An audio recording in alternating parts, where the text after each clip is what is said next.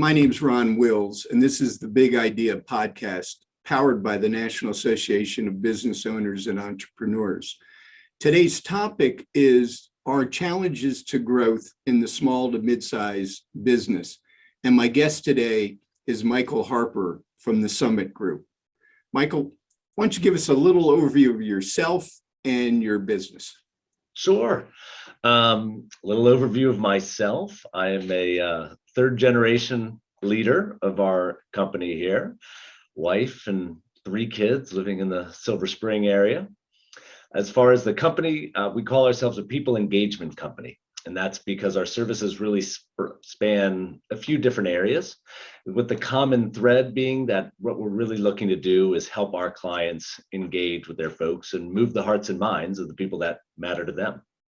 So the services we provide range from recognition, incentive, and engagement programs to we have a marketing agency in-house, largely focused on the food and beverage space. And then we live in the wonderful world of branded merchandise to find a hugely impactful marketing medium. And we help brands be able to scale that with technology solutions and distribution to ensure that everything that they produce from a brand standpoint physically mirrors and reflects what their brand means there. So the world has gone topsy-turvy over the last couple of years. And I know you've had some impact, but for you, what has been the challenges to growth that you've experienced, and how has that impacted the firm? So from a challenge to growth standpoint, it certainly has been a rocky couple of years. So we were went into 2019 in the midst of an ERP transition, business transformation, we like to think of it. I think calling it failed was strong, but we were right on the edge of working through those issues. And so we were in a precarious business position in early 2020, just from we had backed up on being able to invoice people, backed up on being able to get stuff through the system. So financially, we were not exactly in the best position for a pandemic. And when the pandemic hit, a lot of our business at that time was largely tied to people-to-people gatherings there. And so that we probably got hit about 40%, in March of 2020. And some of it tailed and some of it was pretty immediate. But for us, it was really about, retrenching and survival. It was somewhat existential at that point for us. So we spent most of that year just trying to keep the holes plugged and make sure that we were going to go through to 2021. And really from January of 21, it's been about growth for us. And it's been an exciting time. And it comes with, as I'm sure you know, with its own challenges there.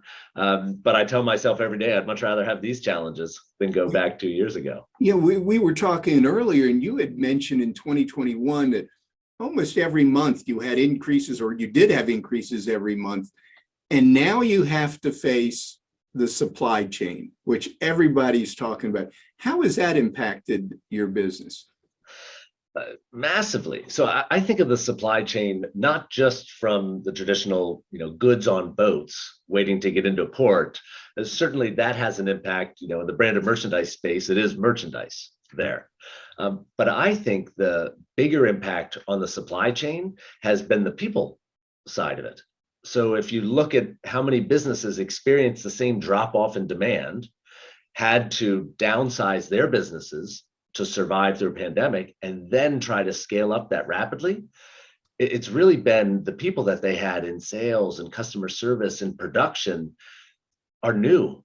They're trying to train them. They're trying to get them on. There are more mistakes. Things take longer. And that really makes it twice as hard to do half as much for people up and down the supply chain. Yeah, I was amazed. Just taking one little piece of that as a printing industry, they lost 10, 11, 12% in 2020 of their workforce. And, it doesn't sound like much, but when there's a lot of demand, that last 10% really makes a difference in production timing and that sort of thing. And that's just one of the many pieces of things that you would deal with, and you have a wide assortment of materials that are produced and that you all send out. So seeing that, are you seeing any easing in the supply chain? So I think what we've seen from a supply chain perspective is by early this year, we started to see an easing from the availability of merchandise, of product, perspective. There were times in 2021 where you'd sit there in different conversations with clients and said, do you want to do something?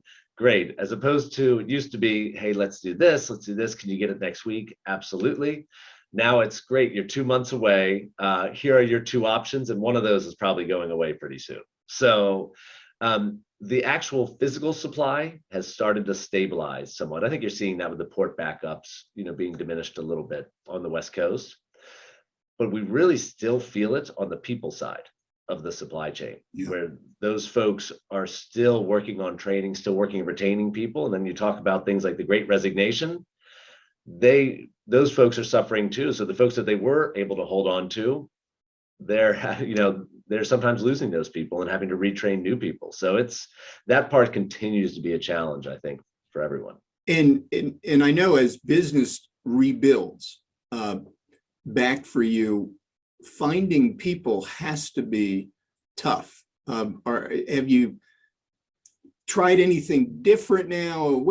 How's it working to find new staff, and what has been your approach? Yeah, Ron, this is where I think it's both a challenge and an opportunity, right? Is especially a business like ours, we're 53 years old, at this point. And we just celebrated, I'm trying to think, maybe our 5th or 6th person celebrate their 40th anniversary with us.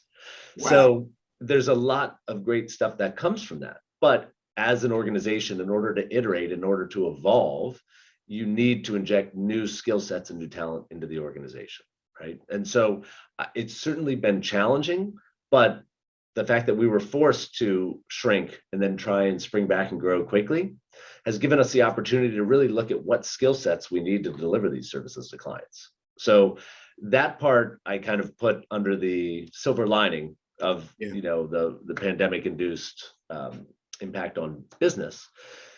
As far as where have we had success finding people, I'd love to tell you we have a great technology solution for it, and it's this and it's that. Really, in some ways, it's been a lot of the same as it's been historically, which is we get most of our people from our people. So it's largely referrals. And I think we've done a better job at defining the skill sets and defining the needs that we want to. But I think 80% of the people that we've hired over the course of the last year have been brought to us by current employees. That's terrific. In fact, I've seen the companies that do it that way. They also seem to keep their people a little longer than, the ones that don't use the internal referrals. Do you have incentive systems or anything for your employees? Or we do. So we do incentivize them for bringing on new people. I think it's great to be able to reward them for doing it. I'm always curious whether is that truly a behavior driver. I think some of our folks would bring people in anyways. But I love to be able to reward folks for bringing folks to do it. So, and another thing, should probably mention, Ron, is we've really looked to for certain types of roles or certain types of processes that we'd like to automate but haven't yet been able to. We've been able to leverage some overseas talent. So we have partners in the Philippines that we've been able to use for some roles to really help us scale our teams there in ways that would be tough to in a full domestic environment there. Thank you for that. Thank you for joining me today, and best of luck for a very, very bright future for the Summit Group. Thank you, Ron. Appreciate it.